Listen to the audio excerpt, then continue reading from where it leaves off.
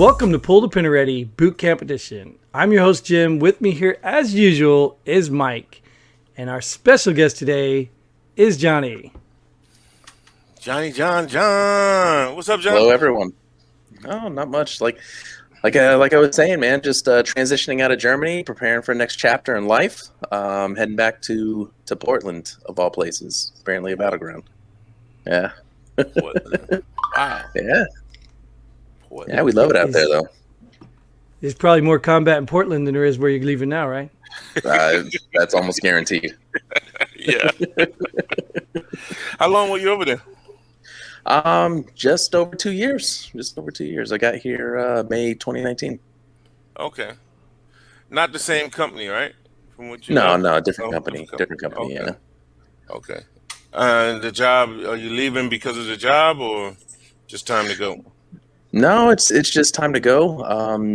I guess new administration, new priorities, less funding for DoD. So they're cutting contracts, and unfortunately we're one of the ones that get hit. But it's okay. It's time to go. We had as much fun as we could, but yeah. Oh, so the family was there with you? Oh yeah. Oh, Yeah, okay. I didn't know that. I thought a couple of pictures I did see, I thought they were visiting over. Okay. No, yeah, they were here the whole time. It was actually really nice. With doing all the contracting for like almost 8 years in Afghanistan. Prior, Corona was actually kind of a blessing. We got to have a lot more family time, make up for a lot of lost time. Plus two young daughters, brand new babies. So it was actually really, really good for us. It's good. It's real good. Happy for you, man. That doesn't sound much different than the Air Force, right? No, not at all. It's very, very much the same. Smooth transition, right? Yeah. Smooth transition means no transition. All you did was take off a uniform. So what did you do in the Air Force? So I was an EOD tech in the Air Force. I was enlisted for 6 years, and then I got out and started contracting. Oh, okay. EOD is electronic operator, detector, what? I think egos on display, or everyone's divorced. Oh, explosive ordnance disposal. There you go. You have some people out there like, really? I was going to let that one go, and I'm glad I did, because there's some stuff I hadn't heard there. Jim is writing them down for the next Air Force vet that comes on. Okay. So you're going to be doing the same thing you said when you get to Portland? No, I think I'm actually going to try and transition out of the defense sector. It's been a fun ride. I've had a lot of fun. I really enjoy what I'm doing. I love instructing. I love developing training. All that was great. It gave me, a good set of skills to move forward with. But I think I'm ready to just do something normal. Not be around military folks all the time. Oh, okay. So you're not going to be near a base or anything? No, I think the closest active base is going to be Lewis McChord up in Washington State. Yeah, I think there's an Air National Guard base close to me at the airport there in Portland. But other than that, I don't know. Not planning on anything. So yeah, I hear you. So you gonna start your own autonomous zone, or what? How's that work? Yeah, I was thinking about it, but I'd have to get more resources and start recruiting heavily. Hey, you need to defund the police up there, man. I mean, I think they already did. I mean, didn't they start a fire in the mayor's apartment up there? Yeah, I swear they did. And nobody showed up. Yeah. No investigation needed, right? No. Yeah. So what do you think about that? This whole defund the police crap that's going around? I don't know. I mean, I think it's a powerful statement that I don't agree with. I can understand some things to a certain extent. But I mean, defunding the police, you're basically just calling for a portion of anarchy, right? Like, who do you call when you get in trouble? And I mean, I don't really want to have to call anybody because I don't want to be in an area where I'm going to be in trouble. But obviously, if that old safety net isn't there for society, I mean, I don't know. I don't think they really understand what they're asking for, to be honest. Yeah, same here. Yeah, I feel like there's a utopian mindset. Like there's going to be a vacuum. If you take away the law enforcement, even if they're corrupt and crooked, somebody's going to fill their void. Somebody's going to have to be in charge. Somebody's going to have to control it. So I think these people are, I don't know, maybe they're libertarians. I don't know. Easy. Easy. Easy. Oh, look, a unicorn. So let me ask you. So, what do you think about the state of America today, there, Johnny? I don't know, man. All I see is what's on the news that I barely watch. I mean, I've been away for so long. I don't know what right's supposed to look like.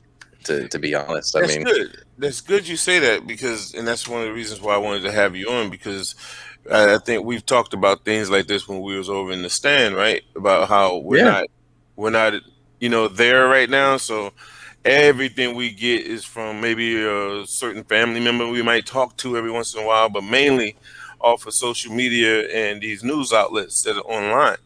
So just going from that perspective, what do you think about the state of America? I mean, from the outside looking in, it looks like a giant dumpster fire. But I mean, obviously, I know that it's not. I know that. I mean, from family members, on my side, my wife's side, friends that are in the States. I mean, obviously, what's going to sell? Panic, fear, right? And so I think a lot of it's overblown. I think most people, if they were to just have conversation with their neighbors, are going to find that everything's fine. Yeah. It's not really that bad. I mean, I'm not going to say that there's no problems. There's absolutely some things that need to be addressed, but I just don't think it's as bad as what a lot of the mainstream media, if that's what you want to call them now, are putting out. Yeah, what about over there? I was curious because, I've always been curious. I'm in the military. I traveled a lot, and I always had the American perception thrown on me. So what do people, you're in Germany, right? What do people there, like, what do you hear from people like that as they're looking at America? I mean, I guess it just depends on who you talk to. I mean, they have just a diverse opinion over here as they do. I mean, I would say the biggest thing, obviously, recently is, whenever somebody brings up politics, they're like, all right, no more Trump. It's now Biden. And I'm like, I don't know what's worse. They're both pretty bad. But I asked that because, too, they've got to get their news from somewhere as well. I mean, obviously, they're not here. So I'd be curious to where they all get the news from over there. BBC? I mean, BBC, I guess, for the British folks. But I'm not sure what the news stations are here in German because obviously they're in German and I don't spreche. So I'm pretty sure that's where a lot of them get their news from. Probably just like us, different internet sources, blogs, social media. I would say, beyond politics between, which president is messing us up at the time, that's number one, and number two is America's response to Corona, because it was quite different here in Germany. How so? I think by nature Germans are rule followers, and so when they started imposing lockdowns, Germans didn't really have a problem with it. They were like, hey, those are the rules. We have to follow the rules. And, I think their response to it, at least from my perception here, was pretty good. To be honest, a lot more safety measures sooner. I mean, everywhere had their problems and their infections, but I mean, throughout the entire time, I don't think we ever felt really unsafe.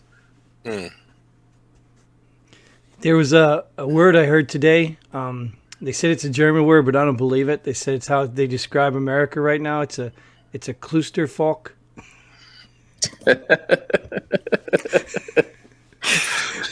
I wouldn't be surprised. It's out there.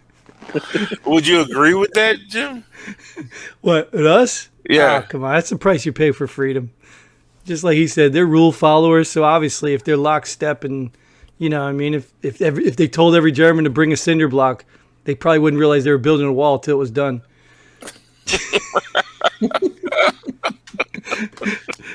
Just playing. I still know some people in Germany. Yeah, he ain't playing though. I tell you that. Well, I mean, it really depends on where you're at. I mean, obviously, with the way they implemented their response, and I think, like I said, by nature being rule followers, it went down pretty well. But even the rule following Germans got sick of it. I mean, it was, obviously there was still riots here. There was protesting here later on, because at what point, for them, it was like, hey, we've had enough of quarantine. Our businesses are suffering and our people are suffering. And yeah, I mean, they got a lot more obviously in benefits through the German government than, let's say, what American citizens have, but they obviously have a much smaller population to be able to do that and be able to keep that going. But yeah, I mean, there were curfews in place, of course, the mask mandates and constant, washing hands and sanitizing and things like that. But even they reached their limit, and everything just kind of bubbled over. I think the big one, at least for recent memory for me, was Easter. Easter, they were going to impose a very strict lockdown because for them, a large source of infections were coming through family gatherings. And when they said, hey, this is what we're going to do for Easter, strict rules, blah, blah, blah.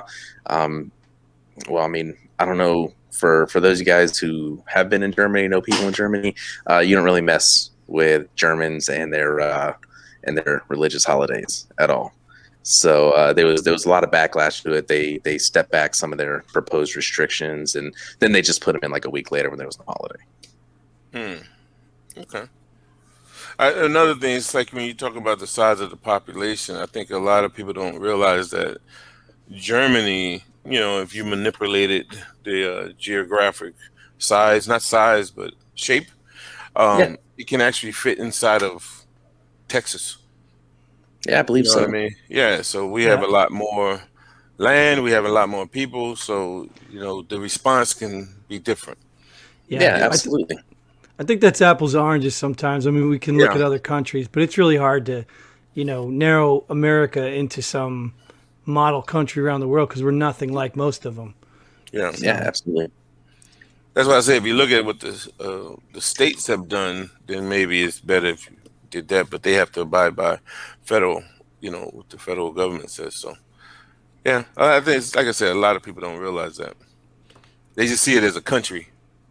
Being put against another country, and that's it. Yeah. So let me ask you this, Johnny. If you were, we like to ask this question, if you were king for a day, especially since you've spent less than a day in the States in the last 8 to 10 years, what's one of the main things you would change in the States, in America? I don't know. I don't know. I think that's a really tricky question, only because, like I said, I haven't been there to experience, day-to-day life. I mean, for all intents and purposes, the last decade I've been a vacationer. Yeah. From time to time. I don't know. I really don't know. What if you use it as a perspective from what others out there see America as? What would be the number one thing you'd tackle? Ooh, I mean, I definitely think we have a public relations problem. I mean, pretty much anytime anything negative happens in America, it hits the news over here. Because as much as people really do hate it, the world really relies on the United States for a lot of things. So a lot of the things that the U.S. does, I think the rest of the world kind of follows suit. Anything from policies to economics. But on the flip side of that, like I said, anything that's negative that hits the news, anything that's big enough to make the news internationally, it just seems like not necessarily how we're conveying it within the U.S., but how other news agencies are conveying it around the world. It just makes us look like a bunch of bozos. So Wow. you said looks like, not like that we are. Oh yeah, I don't think so. I mean, hey, Okay. I still love America for everything it is and isn't, faults or not. But yeah, I mean, it's funny just speaking with neighbors, other coworkers, train folks, whatever. Just their perspectives are completely different, almost at odds with most American ideals. Mm. Okay. All right. So let me ask you this, man. If if you don't think that, like we said earlier, can you guys hear me? Yeah. Oh, okay. You got wow, that humming noise. Um, if you guys, well, if you, Johnny, don't feel like defund the police is the right course of action, what do you think the correct course would be? Oh, I don't know.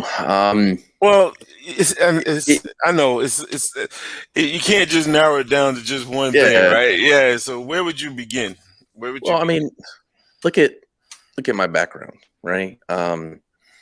I've been a trainer, an instructor, a developer for a long time, and I really think the application of training could go a long ways. But I mean, even that in itself, I think is not an insurmountable task, but it's a very high mountain to climb. Mm, To try and implement different training standards, enhanced training standards, better training, or even just some training, depending on the funding of the department. But even beyond any kind of funding issues, I mean, just trying to get full-time working officers into some type of training course when they're still trying to perform duties, mm, that's going to be difficult. So, you know, how do you create training around a schedule like that that's still effective? I mean, I think that would be where I would go, is try and do more training, depending on whatever the topic might be, whether it's I don't know, like cultural sensitivity, or restraint training. I don't know. I mean, whatever police officers are supposed to have yeah. to help make them better. But trying to create something that's effective, that fits in with their schedule, I think that's going to be the biggest part. Yeah. Okay. I can agree with that. Yeah, I can't imagine they're much different than the military. Once, we started cutting down on budgeting things, we just were doing missions. Training was cut a lot. And I don't know how the Air Force, because I can only really speak for what would happen in the Army, but I saw it a lot. We were jumping from mission to mission to mission, and there was no training in between. And sometimes Mm, our training teams would get called off for missions because they didn't have enough people to fill missions. So even training was like whittled down to a skeleton crew. Yeah. Yeah. Well, I mean, I think OJT. I, I mean, and I agree with that statement, because I think honestly, a lot of the stuff was learning on the fly. I mean, there were, eventually established training programs but it doesn't mean everybody was getting it. Just an right. example, what's supposed to be the base training for when guys were coming in Afghanistan was RSOI, right? Right. Rollover, counter ID, rule Mm-hmm. of law, escalation of force, all that good stuff.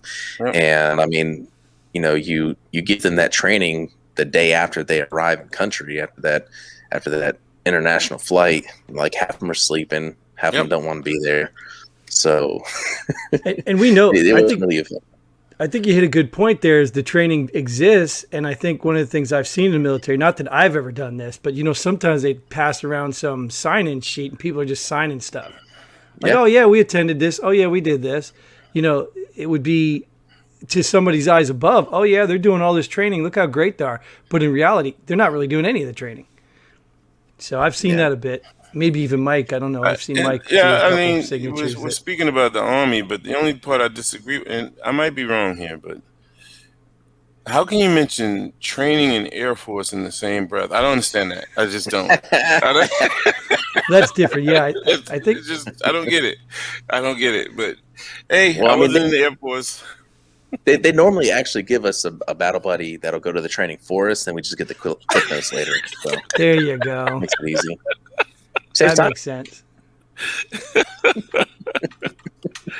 I say it's they call it something different. I think it's like a ice cream social they call it or something. I'm not sure what they call Yeah. it. Yeah, those are great. Oh, and let me just tell you this, Johnny, that we've been overseas, we've traveled a lot, right?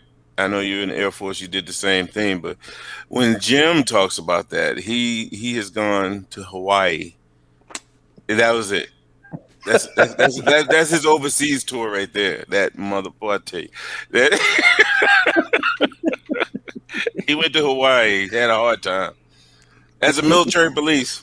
You see this jealousy coming out. Like he just took away half of my resume completely just to say I went to Hawaii. I mean, all I'm saying is, as long as whenever you're doing your MP stuff is playing the Hawaii 5-0 theme song, then you're good. That's all that matters. Yeah, no, none of that stuff over there. There's no Hawaii stuff in Hawaii. That's only in America. The kind. Yeah. Oh, that. Yeah. Anyways, Mike's just jealous. Yeah, I told you I don't hide my jealousy, man. Yeah. I wanted to share something with Johnny because he pulled his when he was he pulled his out on me, so to speak, when he was in Afghanistan. So dangerous. Because I know this is a kid-friendly show, Mike. Yeah. So now I have to. I'm not gonna say one up him, but I'm gonna show him. I have a damn good friend, very, very, very good friend named Jimbo Tron, right? And we had a good, kind-hearted debate one time, and so he sent me this in the mail.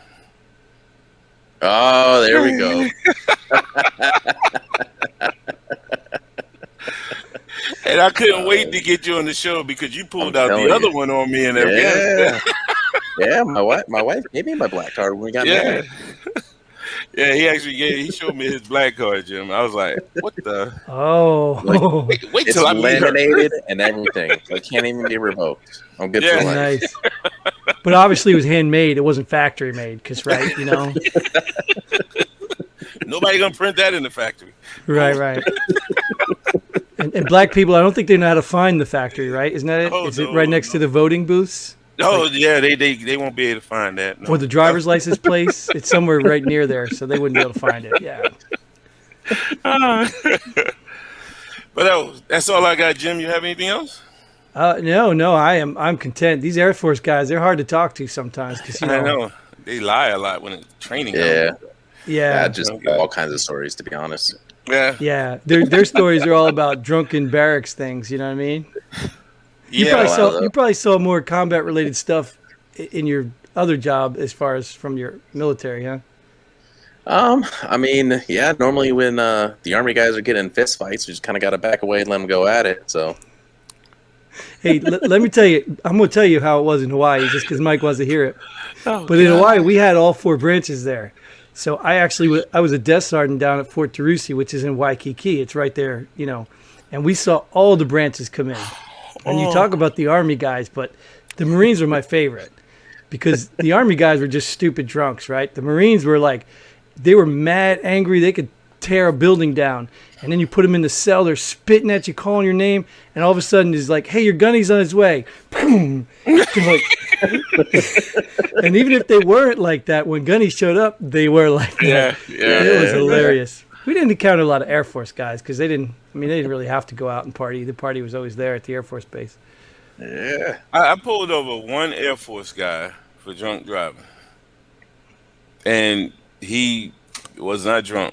He had the slur of speech, everything. And he was not drunk. Put him on the breathalyzer. It said orange juice. He didn't have a lick of alcohol in him. He knew he was weaving, and he did the old, I was reaching for. And he had the slur of speech, called his supervisor down, and supervisor came down and said, this is not the first time. Because of the slur of speech, and he's so nervous doing all the field sobriety tests. Yeah. Not one bit of alcohol in the system. That was the last one I pulled over. That's some special stuff the Air Force is issuing. Yeah, they know how to hide. Classified. Spice and bath salts. That's all we need. What do you say? Spice and bath salts. That's all we need. Spice and bath. Still got the recipe down. Nice. All right. Well, we do at the end of our episodes, we call it pull the pin already. It gives you a chance to pull the pin on something you want to pull. I mean, it kind of goes inside with what you do for King of the Day or whatever. But this is where you can just pick any random thing, cereal boxes, bathroom etiquette, whatever and just pull the pin on it, be done with it. So you got the floor. We'll let you pull the pin, then we'll close this out. Oh, man. I would say something that's very near and dear to my heart. So I would like to pull the pin on bro bets. It's just this entire culture that I've noticed, especially through social media. There's these dudes with like these fake outrage and just that entitled mentality. Like, oh, I was in. You have to have respect for me, and arguing with people online over it's Memorial Day, not Veterans Day. It's like, shut up, just shut up, dude. Like, you did your time. You're probably a douchebag when you were in. It means you're still a douchebag while you're out, most likely. So get over it, man. Just get over yourself and, just be proud of what you did. And that's it. Somebody thanks you for your service on Memorial Day. It's their bad, bro. Whoops. I have to agree. Yeah. I just tell them, I'm not dead yet. Yeah, it's just, I don't get what they're trying to do a good thing. Yes. It's kind of like somebody saying, what was the other one during the holiday season? Oh, Merry Christmas. I don't celebrate Christmas. All right, damn, motherfucker. Yeah. Somebody's just trying to be nice to you. So somebody say, hey, thank you for your service. Yeah, it's Memorial Day, not Veterans Day. Well, damn. All right. I'll see you on Veterans Day. Wish nothing. I was about to say something bad.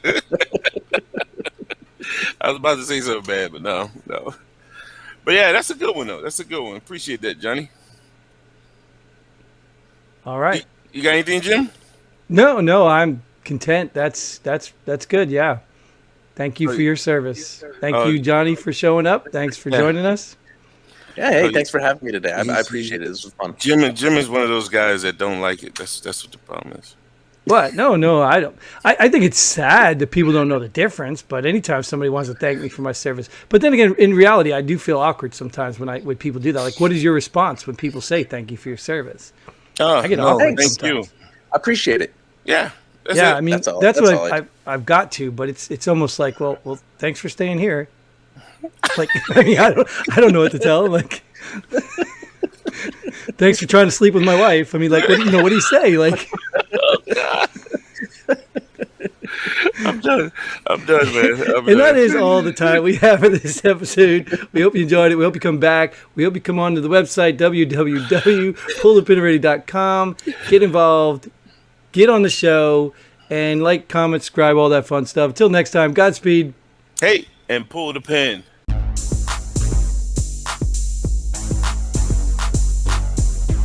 Thanks for joining us here at Pull the Pin Already. We hope you had as much fun as we did. If you like what we do, go ahead and hit that like button and share this video with a friend. Don't forget to subscribe and hit that bell button so you don't miss out on any of our future episodes. But most importantly, leave a comment below. Let us know if you agree or disagree with our opinions. Hope to see you here next time on Pull the Pin Already.